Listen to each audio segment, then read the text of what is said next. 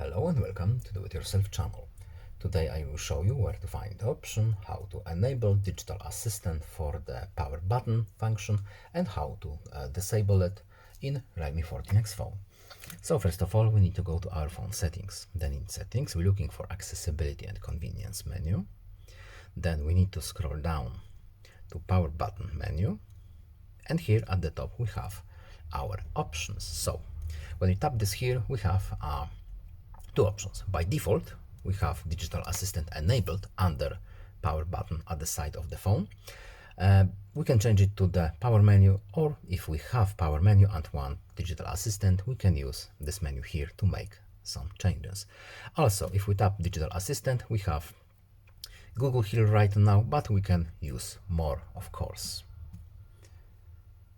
And that's all. I hope this video was helpful to you. Please leave a like and subscribe. Have a nice day and see you